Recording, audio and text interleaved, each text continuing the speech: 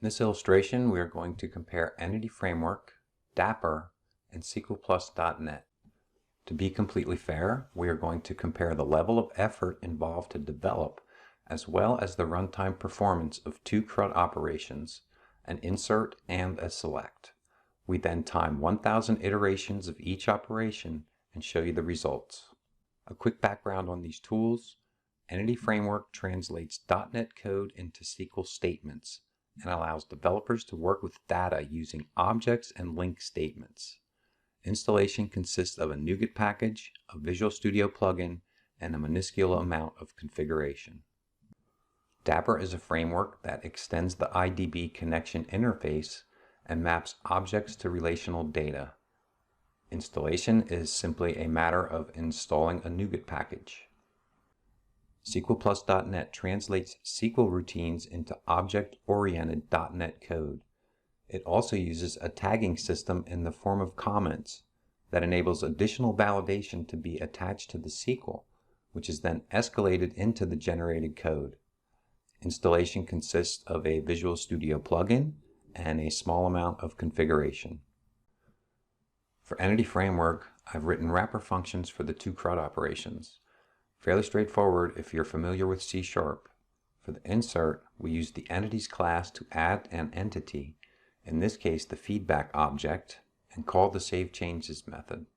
For the select, again, use the entities class, execute a link statement, and return the first item received. We have no field validation and no error handling. For Dapper, again, I've written a wrapper function, but in the case of Dapper, I had to write the object for the input, the object for the result set, as well as the SQL statements for the CRUD operations. And, as was the case with Entity Framework, there is no validation or error handling in place. In the case of SQL+, I actually generated the routines for the insert and select, using utility functions from the SQL+ bonus pack. I did edit the routine for the feedback insert using the getDate function instead of passing the date, but I did that by choice, not necessity. I then ran the SQL+ code generator, which built the objects and service components for me. In the case of SQL+, we do have validation logic insulating our database from missing or improperly formatted data, which was escalated from the tags in our SQL routine.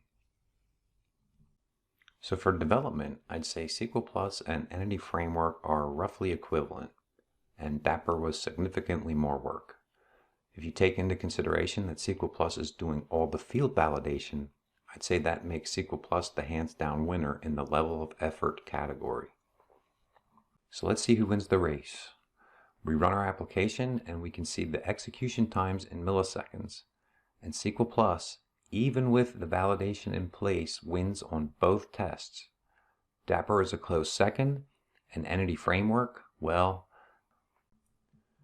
in conclusion, use Entity Framework if you can't write a line of SQL and you don't care about performance.